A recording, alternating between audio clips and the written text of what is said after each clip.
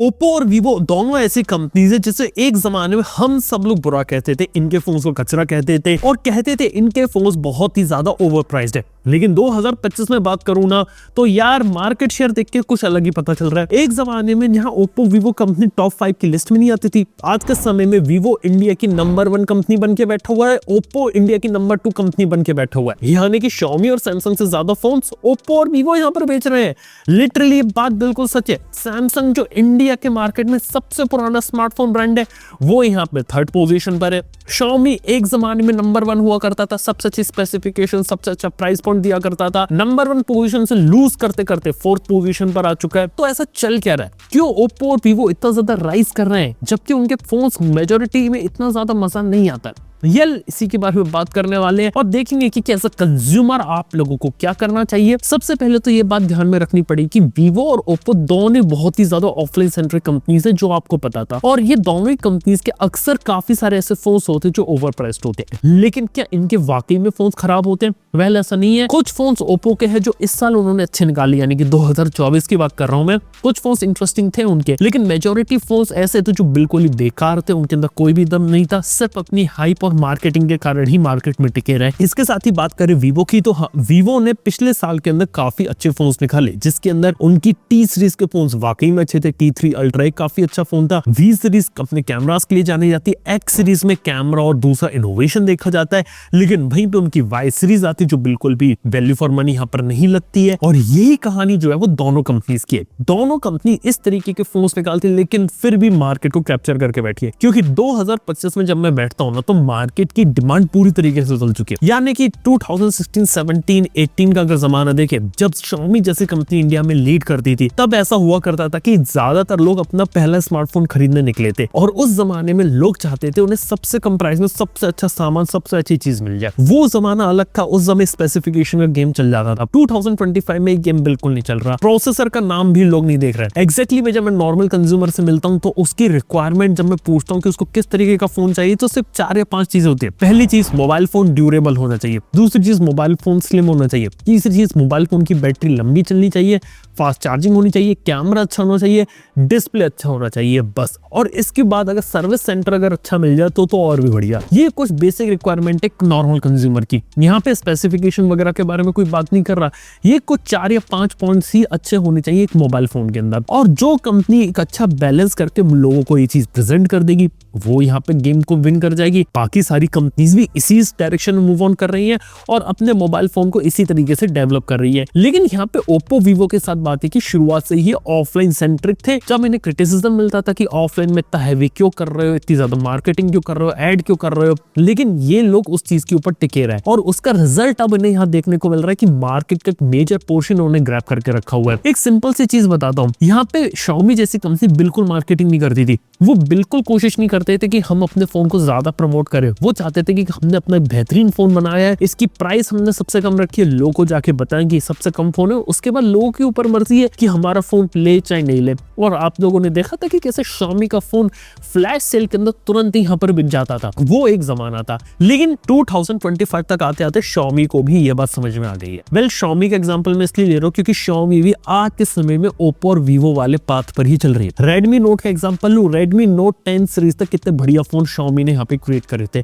Note 10 के बाद से पूरा डायरेक्शन यहाँ पे चेंज हो गया Redmi सीरीज का, जहां पर Redmi सीरीज पूरी की तरीके से ऑफलाइन सेंट्रिक होगी। 14 सीरीज के बारे में बात करें तो हैवी एडवर्टाइजिंग करते हैं, टीवी पर करते हैं, मॉल्स में करते हैं, होर्डिंग्स यहाँ पे लगाते हैं। बिल्कुल वैसे ही कर रहे हैं जैसे Oppo और Vivo यहाँ पे करते हैं। इसके साथ ही यहाँ पे Xiaomi जैसी कंपनी पूरी तरीके से एक ऑफलाइन सेंट्रिक ब्रांड के रूप में ट्रांसफॉर्म हो चुकी है, क्योंकि Xiaomi को भी पता है अगर वो ऑनलाइन के ऊपर ज्यादा रिलाई करेंगे तो शायद मार्केट में इतना ज्यादा लंबा ना चल पाए और उन्हें ऑफलाइन के ऊपर एक मेजर पोर्शन लेना ही पड़ेगा, जैसा इन कंपनीज ने करा। हालांकि ऐसा मैं बिल्कुल नहीं कहूंगा कि सारे के सारे फोन से कंपनियां ऑफलाइन में ही बेचती हैं। ऑनलाइन में भी फ्लिपकार्ट और Amazon के थ्रू एक मेजर चंग इन फोन्स का जाता है। इवन Oppo के फोन सरप्राइजिंगली फ्लिपकार्ट के ऊपर one of the best seller phones की कैटेगरी में आ जाते हैं। इससे पता चलता है कि ऑफलाइन मार्केट भी स्ट्रांग है, ऑनलाइन भी स्ट्रांग है और ऑनलाइन और ऑफलाइन के मार्केट के अंदर अब ऐसे चेंजेस आ गए, दोनों बहुत ही ज्यादा सेम तरीके से बिहेव कर रहे हैं, क्योंकि बेस्ट सेलिंग फोन्स यहाँ पे बहुत ज्यादा तेजी से बदल चुके हैं। इवन यही सेम स्ट्रेटेजी पोको, iQOO जैसे कंपनीज के साथ भी मैं बता सकता हूँ। पोको और iQOO के बारे में बात करते हैं, दोनों अपने अफोर्डेबल प्राइसिंग के साथ साथ अच्छे प्रोसेसर देने पे बहुत ज्यादा फोकस करती थी। पोको की बात करें तो इस साल उन्होंने अक्षय कुमार को ब्रांड एम्बेसडर क्रिएट कर दिया,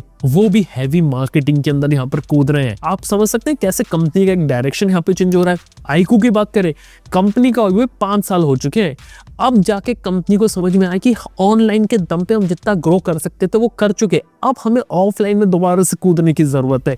अब वो वीवो का यूज करके अपनी प्रेजेंस यहाँ पे बढ़ा रहे और आईक्यू एज अ ब्रांड अपने आप को इंप्रूव करने में लगा हुआ है। नथिंग जैसी कंपनी के बारे में बात करता हूँ। नथिंग कंपनी बहुत ही ज्यादा स्टार्टअप की तरीके से बिहेव करती है, बिल्कुल ही कट टू कट काम करती है, लेकिन फिर भी पिछले साल उन्होंने रणवीर सिंह को ब्रांड एम्बेसडर रखा, रश्मिका मंदाना को ब्रांड एम्बेसडर रखा। इस साल नथिंग वाले अपना पहला इंडिया में फिजिकल स्टोर भी ओपन करने का प्लान कर रहे हैं।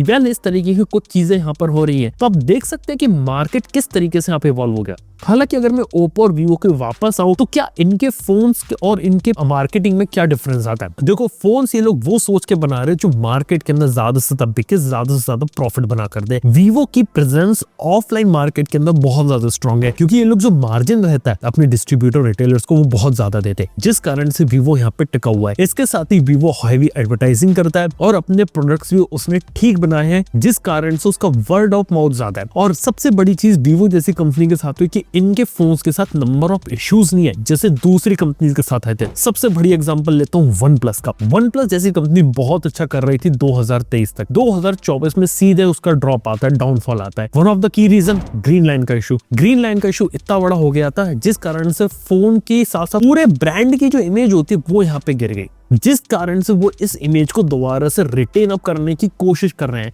लेकिन अब उन्हें अलग अलग स्ट्रेटेजीज अपनानी पड़ रही हैं। लेकिन वहीं वीवो जैसी कंपनी के साथ इस तरह की कोई चीज नहीं है। इसके अलावा वीवो जैसी कंपनी का मार्केट में पुल काफी अच्छा है। यहाँ पे लोग वीवो के नाम से धीरे धीरे रिकॉग्नाइज कर रहे हैं और उसके फोन्स यहाँ पे ले रहे हैं। इवन मार्केट में पुल देखा है तो सिर्फ 2 से 3 कंपनीज ही ऐसी जिनका बहुत अच्छा है। वीवो के बाद जो सरप्राइजिंगली पुल काफी अच्छा है वो है सैमसंग का, क्योंकि one of the longest running brand है, पुराना ब्रांड है। सैमसंग बड़ा है इसलिए उसके फोन्स यहाँ पे लोग खरीदते हैं। इसके साथ ही Xiaomi जैसी कंपनी का भी पुल यहाँ पे ऑफलाइन के अंदर सरप्राइजिंगली काफी इंप्रूव हुआ है, क्योंकि अब वो लोग ऑफलाइन में जाके फोन खरीदे जो लोगों ने पहला फोन Xiaomi का खरीदा था और अभी भी Xiaomi का फोन चलाना चाहते हैं। ये भी एक चीज यहाँ पे चल रही है। इसके साथ ही इंडिया के फोन मार्केट में यहाँ पे एडवर्टाइजिंग वगैरह पे क्रेजी स्पेंड किया जाता है, लेकिन हाँ, वीवो जैसी कंपनी कभी ज्यादातर फॉल्स क्लेम वगैरह नहीं करती और ज्यादा ओवर द टॉप नहीं जाती अपनी ब्रांड और अपनी मार्केटिंग के अंदर। ओप्पो जैसी कंपनी पिछले साल यहाँ पे अपनी मार्केटिंग के अंदर कुछ ज्यादा ही ओवर द टॉप यहाँ पे चले गए थे। अब ऐसा ही कुछ यहाँ पे Xiaomi वाले भी इधर कर रहे हैं। एक और इंटरेस्टिंग चीज यहाँ पर मैंने देखी है कि मोटोरोला जैसी कंपनी ने भी यही सिमिलर स्ट्रेटेजी अपनाना शुरू करी। देखो, मोटोरोला के फोन पिछले कुछ सालों से काफी अच्छा आ रहे थे, लेकिन मार्केट में इतना ज्यादा पेनिट्रेट नहीं कर रहे थे। लेकिन 2023 से उन्होंने अपनी ऑफलाइन में मार्केटिंग स्ट्रेटेजी बढ़ाई, एडवर्टाइजमेंट्स को बढ़ाया और यूट्यूब के अंदर बहुत ज्यादा एड्स करते हैं ये लोग। इसके साथ ही होर्डिंग्स पर एड्स करते हैं, जिस कारण से मोटोरोला की सेल्स भी इंप्रूव हुई है। हालांकि मैं ये बोलना चाहूंगी मोटोरोला के कुछ फोन्स काफी अच्छे, लेकिन कुछ फोन्स ऐसे जो हर एक कंपनी के थोड़े से खराब होते हैं। लेकिन पता है यहाँ पे मार्केट के अंदर एक इंटरेस्टिंग चीज देखिए कि एग्जैक्टली में 90% ऑफ द फोन जो कंपनी यहाँ पे बना रही है वो ज्यादातर अच्छे हैं और 90% जो लोग उन्हें यूज करना चाहते हैं उनके लिए सफिशिएंट है, वो लोग बहुत अच्छे तरीके से उन्हें यूज कर सकते हैं। लेकिन प्रॉब्लम तब आती है जब आपको खराब फोन यहाँ पे ज्यादा से ज्यादा बेच दिया जाता है और आपको जबरदस्ती ऐसे फोन चिपकाए जाते हैं ऑफलाइन के अंदर जो आपके लिए बिल्कुल भी वैल्यू फॉर मनी नहीं है। यही एक चीज ऐसी लगती है जो मेरे को इतनी ज्यादा पसंद नहीं है। देखो, इसका सिंपल सा सॉल्यूशन ये है कि आप एक मोबाइल फोन लेने से पहले ये देख लो कि उस मोबाइल फोन में क्या अच्छा है, क्या बुरा है, कब रिलीज हुआ था, कितने डिस्काउंट पे मिल रहा है, और उसके बाद आप लोग ये डिसाइड कीजिए कि आप लोग को वो मोबाइल फोन क्या ऑफलाइन में जाके लेना है या ऑनलाइन में जाके लेना है।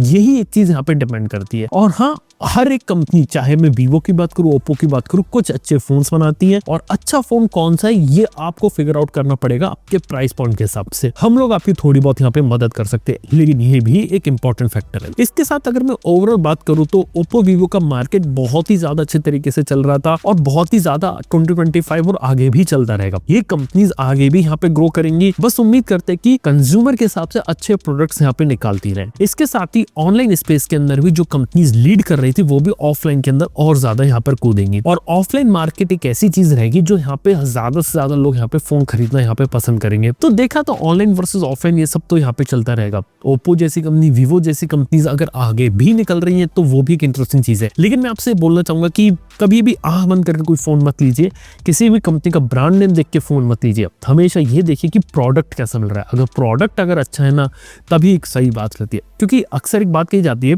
कि be a fan of A product not a fan of A company. ये बात हमेशा ट्रू रहती है। आप लोग इस बात का ध्यान रखिए और अपनी बेस्ट परचेज डिसीजन करते रहिए। और ये देखिए कि ओप्पो और वीवो यहाँ पे आगे चल के और क्या करती हैं, और Xiaomi जैसी कंपनी जो ओप्पो वीवो के रास्ते पे अब चल पड़ी है, तो क्या वो ओप्पो वीवो को सरपास करके दोबारा से नंबर 1 बन पाएगी, नहीं बन पाएगी, ये भी देखने वाली बात है। हालांकि स्मार्टफोन इंडस्ट्री में क्या क्या नई चीजें चल रही है, क्या क्या नए डायनेमिक्स आ रहे हैं, सारी चीजों के ऊपर मैं टाइम टू टाइम वीडियोस में बात करता रहता हूँ। तो हाँ, अगर आप ऐसी वीडियोस को देखने में इंटरेस्टेड हो तो चैनल को सब्सक्राइब कर सकते हैं। थैंक यू बने रहने की। मैं आप सुनता हूँ अपने अगले वीडियो के अंदर। Good bye.